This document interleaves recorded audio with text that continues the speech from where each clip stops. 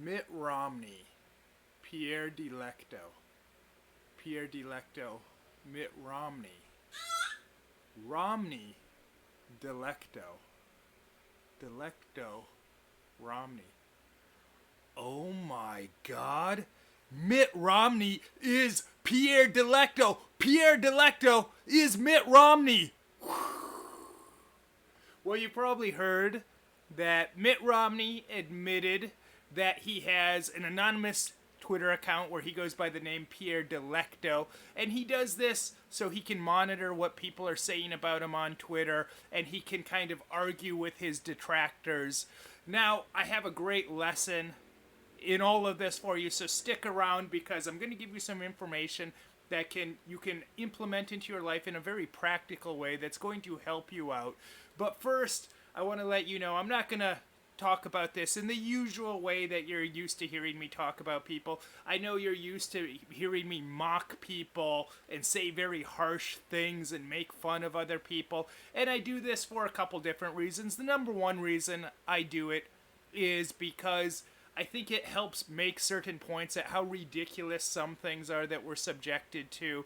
And number two, it definitely makes things more entertaining. But I'm not going to do that in this video. But don't worry, I'm going to have a video coming out soon that covers some of the same territory about Jordan Peterson. And I will be harsher in that video. So it'll be entertaining, and it's also going to help drive home certain lessons. But I'm not going to be harsh in this video because what Romney did, essentially, he didn't really do anything wrong. What he did isn't really anything bad. Now, it is weird, because this is what really struck me about this. Mitt Romney, he's a guy that's had a very successful life, a very successful career. He's in his later years. He has tons of money. But when I heard of this story, I thought, what a sad, pathetic little man he is. He's got all this money where he can probably buy whatever he wants, but he doesn't have peace of mind. So what's it all worth anyways? And it's like a lot of these older movie stars that I grew up watching, like Arnold Schwarzenegger. Why can't he just go off gracefully and age gracefully and focus on his kids or his grandchildren, but instead he has to subject us to a pathetic new Terminator movie. I saw the last one. The last Terminator movie was awful. This one looks so much worse, and it looks almost kind of degrading to him. Why can't he just go away? And when I saw this about Romney, geez, why can't he just, probably a normal person would do, why can't he enjoy his later years and enjoy his family? He must have a ton of grandchildren. And me, I'm so full of love right now because this year, thankfully, I was able to welcome a son into my life, and that just made me see the world in such a different way. And I'm so full of love and so focused on him. And Romney, I don't want to tell him how to think, what to believe. That's not for me to do. But it just strikes me as very strange that he has all this money, but he doesn't seem to have peace of mind. Like Arnold Schwarzenegger, he's all about the money, power, fame. Instead of just going away, living a quiet life and enjoying it, they don't know when to quit, these guys, and they don't seem like they can truly be at peace just having quiet. They have to have that money, power, fame, and be in the spotlight. I mean, even my God, Mitt Romney, millions of Americans voted for this guy. Now, of course, a lot of them are abandoning him when he's going against Trump, but he's had people support, and he certainly has all that money. But it shows you a valuable lesson that money, it can't really make you happy up to a certain point. Now, there was a study that I saw that it said getting more money will actually make you more happy. It increases your happiness. But here's the kicker, only up to a certain point, and the certain point really isn't as high as most people would think.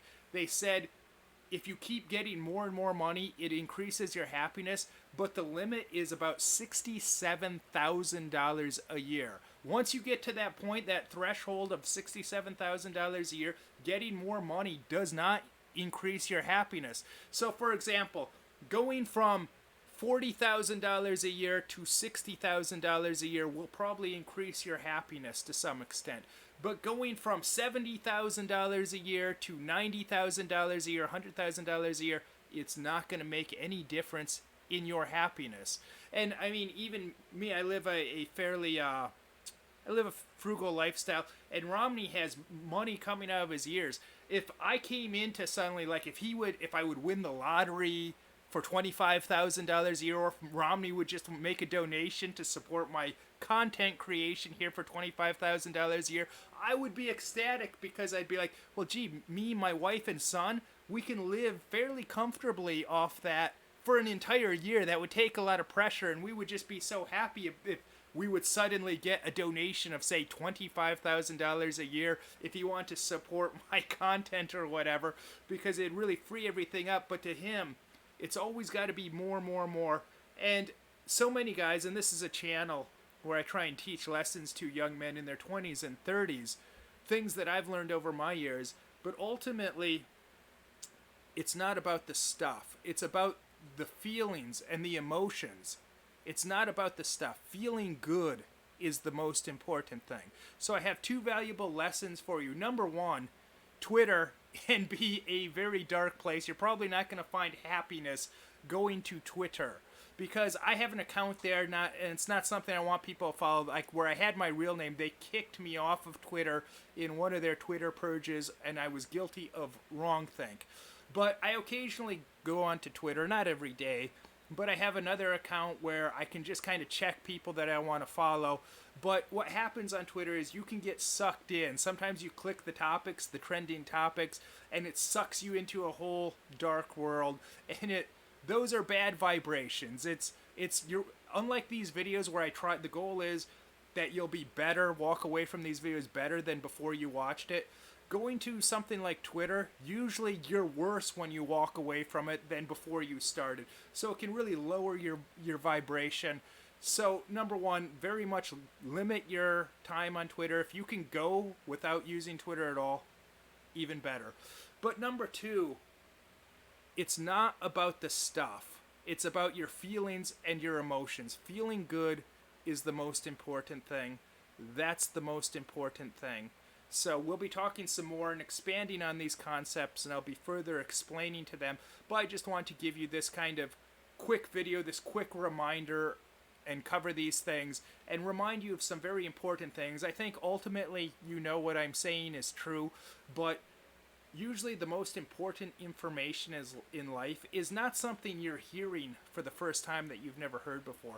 It's reminding you of something that you already know, but you're probably not actually doing. So I want you to try and put these concepts into your life daily. So, and you can watch my other videos, and until next time, aside from that, go outside, enjoy yourself. Don't sit around on the computer all day on the internet. That's gonna be very bad for your mental health. And I'm going to talk about some of that in some of these concepts more in my upcoming video about Jordan Peterson. But my friends, may you never be the same after watching this. Until next time.